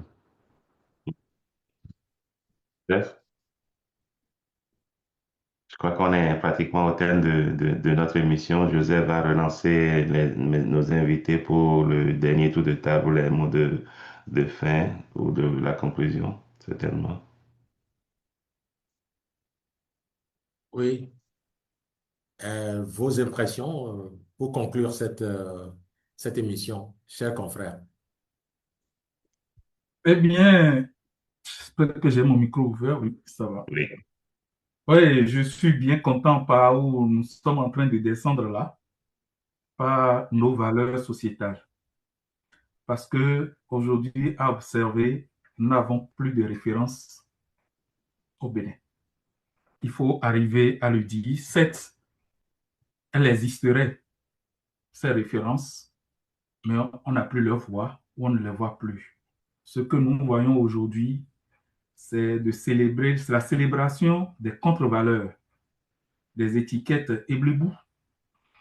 C'est ça nos célébrités aujourd'hui au Bénin. Et ça fait vraiment froid dans le dos. C'est triste ce que nous célébrons aujourd'hui, les contre-valeurs.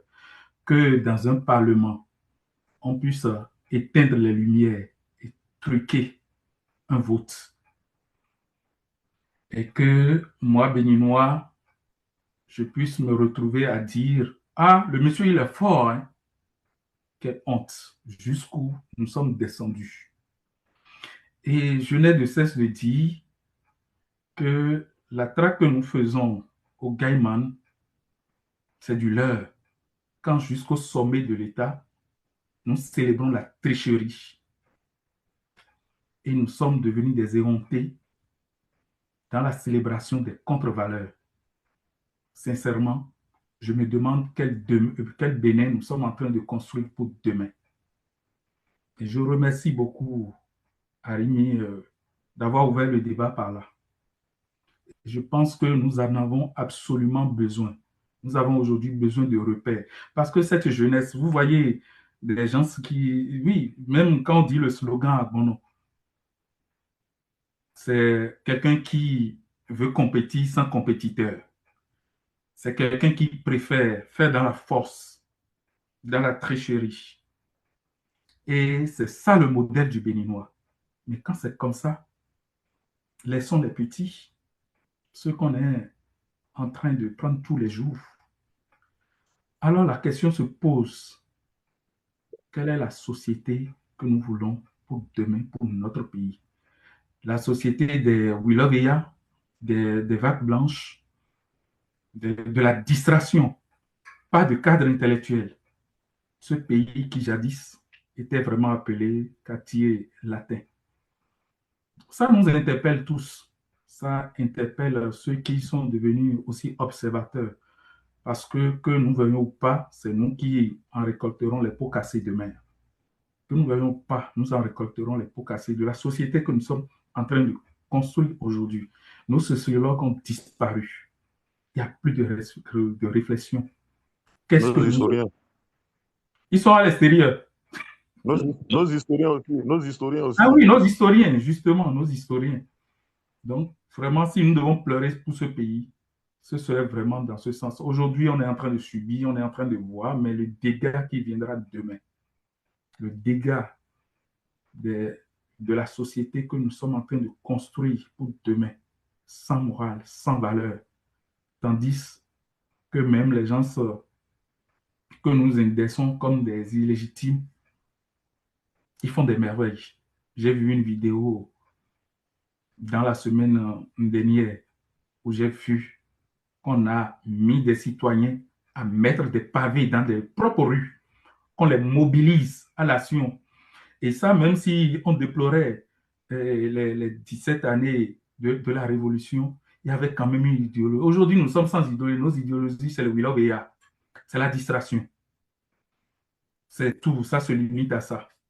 Le reste, c'est, oh, le Bénin, oui, nous avons construit des bling bling bling, on a construit l'hôtel, on a fait Vodun Day, on est venu danser.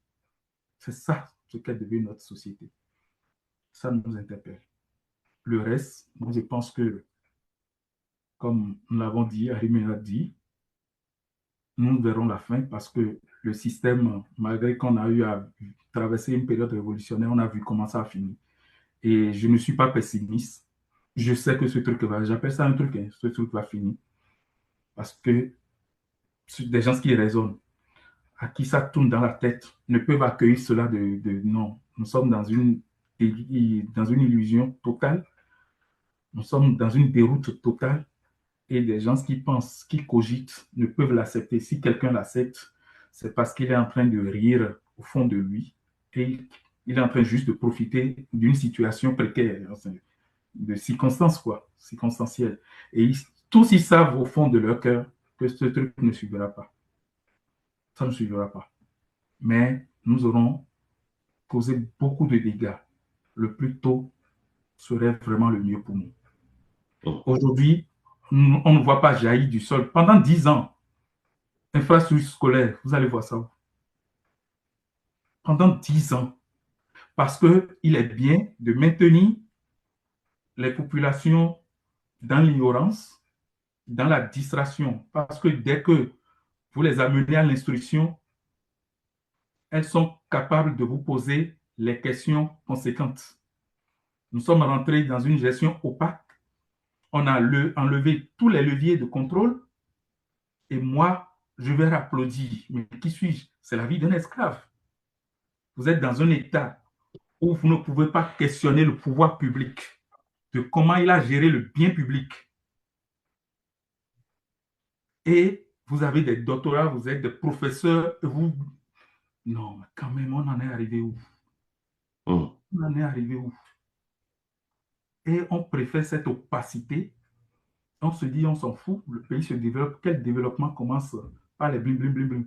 Le développement commence par l'homme. C'est le développement de l'homme qui fait le développement d'une nation. Et c'est ce que je vois partout. Dans les nations qui se sont développées, c'est l'humain qui est au cœur du développement. Ce n'est pas l'humain que se fait le développement. Il n'y a pas un développement ex nihilo de la façon dont on voit. On ne sait même pas d'où provient. On commence par...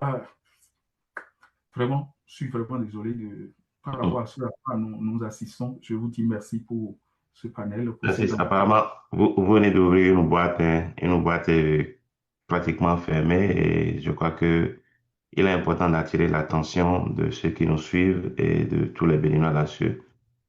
Voilà, vous allez parler de l'éducation des corps.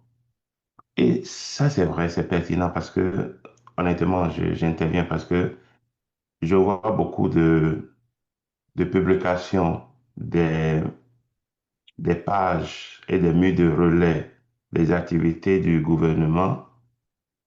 Sur ces pages, sur ces murs de relais, je vois beaucoup plus des publications sur les constructions de marchés, de centres de loisirs, mais je n'ai pratiquement vu en 10 ans pas de publication de construction d'écoles.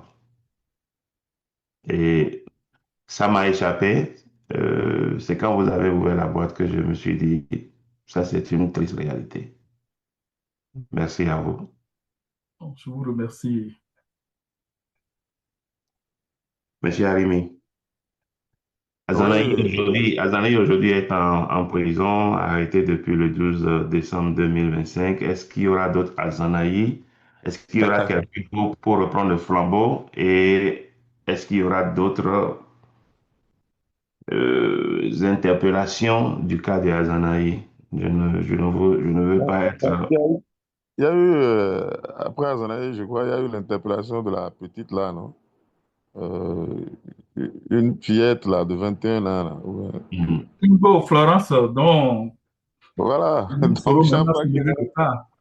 oui, donc certainement chaque fois qu'il y aura des déclarations qui ne vont pas plaire, il y aura répression. Ça là, c'est...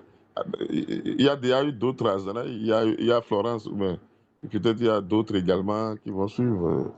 On ne peut pas savoir, mais le plus important, euh, c'est la qualité de l'homme. Enfin, vous parlez d'éducation. Est-ce que vous savez que depuis 7, 8 ans, toutes les écoles de formation d'instituteurs sont fermées au Bénin?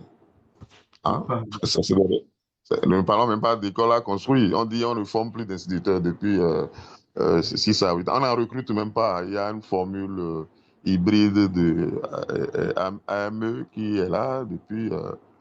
Et même les enseignants du supérieur, enfin du secondaire, les histoires de BAPES, ça ne s'organise plus. Donc on ne forme plus d'enseignants. On ne forme plus d'enseignants depuis un certain nombre d'années. Pourtant, les écoles sont là, hein, les écoles, mais fermées. Les écoles existaient, mais ont été fermées.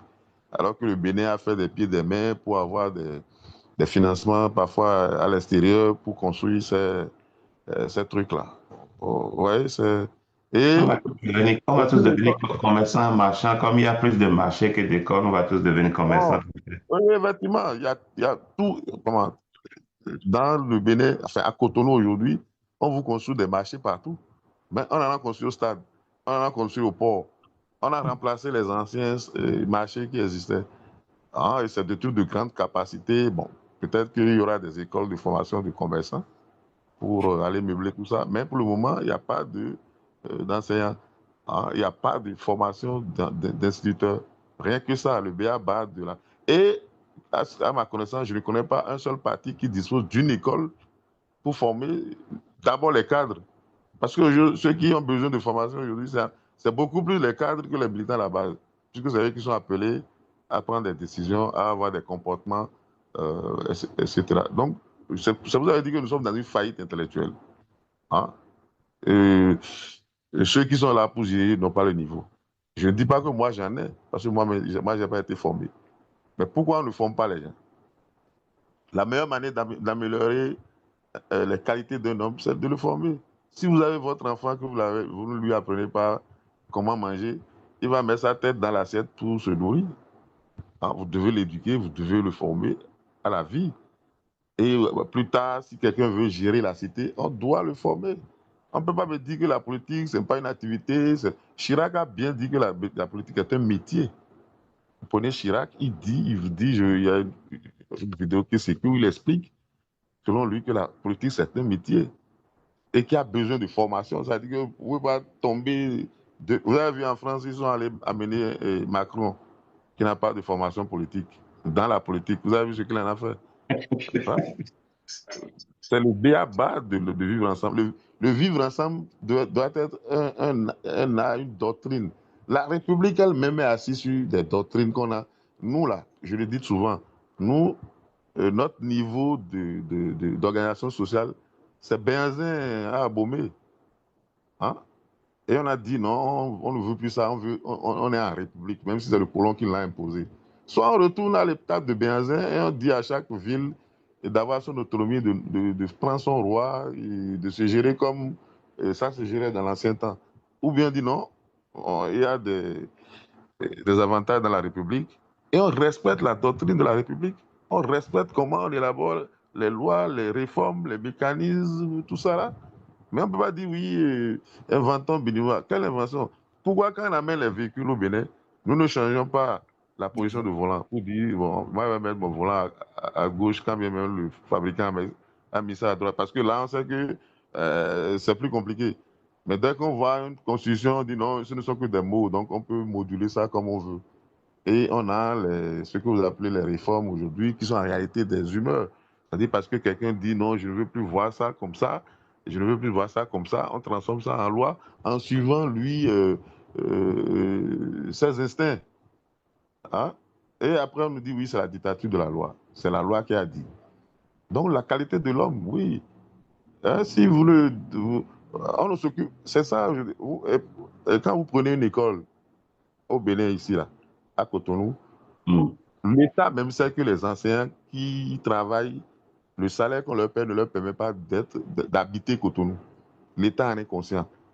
Et pourtant, on n'en parle pas. On laisse le gars venir de Kassato pour venir enseigner à Cotonou. Il ne rentre pas à midi, mais quand les enfants viennent à l'école dans l'après-midi, il punit ceux qui ne se sont pas lavés avant de venir, alors que lui, depuis le matin, il n'a pas pris de douche. Alors, nous sommes dans ces genres de contradictions-là qui font que, bon, moi, je demande là où on va. Aucun parti n'a d'école pour former ces militants, pour ces trucs. Et on leur confie la gestion de l'État. On leur dit que c'est eux qui vont désigner tout le monde, désigner député, chef de l'État, machin et tout et tout. Et pourtant, ils n'ont aucune formation. Bon, on va où? On ne forme plus d'enseignants dans le pays.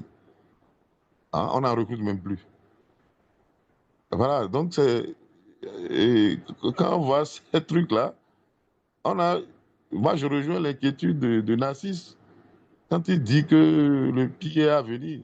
Et ce n'est même pas seulement des problèmes politiques ou des problèmes de poste, des problèmes d'Assemblée nationale, des problèmes sociétals, hein, les problèmes de notre société. C'est ça que nous allons vivre demain. Nous serons dans une société que nous n'allons même plus reconnaître nous-mêmes. Ouais. Ouais. Vous voyez, comment on appelle ça, nos enfants, quand ils vont à l'école, allez voir les toilettes. Ce n'est pas toilette, hein, au Bénin, on n'est pas encore à l'étape des toilettes dans les écoles. On est encore à l'étape des latrines, hein, qu'on construit avec inauguration, machin. Mais les enfants, c'est dans une telle état d'insalubrité que nos enfants, c'est un traumatisme pour un élève, hein, de dire j'ai des besoins, je vais aller me soulager. C'est impossible. Soit l'enfant vous revient à la maison, il a sali ses vêtements, ou bien il est dans un état terrible. Pendant ce temps, chers amis, on construit une cité ministérielle 5 étoiles. Hein? On construit une cité ministérielle 5 étoiles. Ça dit, quand vous allez, le revêtement, l'assainissement et tout, vous rentrez dans les bureaux. Voilà. Vous croyez vraiment dans un pays, dans un autre pays. Allez demander aux agents, certains quittent les bas-fonds pour venir dans cet hôtel-là et tous les matins pour venir travailler. Pourtant, ils vont rejoindre à Kassato dans leur brousse là-bas, une fois quitté, le boulot quitté. Ça dit, On se demande qui tient compte de l'homme en ce moment-là. Comme disait Narcisse, c'est l'homme la base du développement. C'est l'homme qu'on développe. Enfin, maintenant, les gens n'ont pas de logement, ils n'ont pas de système de transport comme il est et tout. Mais on leur fait des bureaux de rêve. Hein? Mm. Et voilà, nous, le Bénin que nous avons aujourd'hui, c'est ça. Peut-être que, bon, toutes les causes ne sont pas ajoutées sur le régime actuel. Mais voilà, là, on en est. De toute façon, si ce régime-là est né, c'est parce qu'il y a une faillite auparavant. Ouais. Hein, si la classe politique était bien organisée, c'est pas les hommes d'affaires ne viendront pas leur arracher le pouvoir. Ouais. Vous avez vu l'homme d'affaires qui est aux États-Unis, ce qu'il fait. Hein, Vital, tu peux nous en parler. Donc voilà un peu. C'est vrai qu'il y a un peu de pessimisme, hein, comme je le dis toujours. On doit retrouver des ressorts en nous-mêmes. Voilà. Merci, Arimé. Voilà, donc nous sommes au terme de cette émission co-animée avec Joseph Perzo Anago, directeur de publication de la Dépêche. Nous avions eu en ligne l'ami Narcisse Antonion Ressou. Il est journaliste, analyste. Vous avez entendu pendant toute l'émission la voix de Arimi Choubadé, même si vous n'avez pas pu le voir en direct, il était en liaison avec nous, en liaison audio avec nous, journalistes, analystes également. Le thème de cette émission, c'était interpellation, arrestation et détention des voix dissidentes au Bénin, le cas de Candidat Zanaï. Jusqu'à aujourd'hui, vraisemblablement, personne ne sait ce qui est reproché donc à Candidat Zanaï. Cette émission a pu mettre en exergue également le défaut de développement humain et l'éducation à la politique et à la formation, l'éducation à la formation politique, toutes choses que Candidat Zanaï mettait au cœur donc de ses activités de façon itinérante. On l'a même vu se déplacer de commune en commune, tenter de faire cette éducation à la formation politique. Aujourd'hui, Candidat Zanaï qui se retrouve en prison, on ne sait pas si c'est pour ses idées, on ne sait pas si c'est en liaison avec les événements du 7 décembre passé, où on ne sait pas si c'est en liaison avec quelque affaire terroriste ou que ce soit. C'est le blackout, c'est le silence total, toutes choses que nos deux invités ont dénoncées dans cette émission. Mais avant Azanaï, il y a eu d'autres voix. Dès qu'elles sont dissidentes, dès qu'elles résonnent et qu'elles donnent de la voix. Avant, on avait connu le cas de Moundéon, on a connu d'autres arrestations de journalistes, etc. Nous espérons que il y en aura peut-être plus.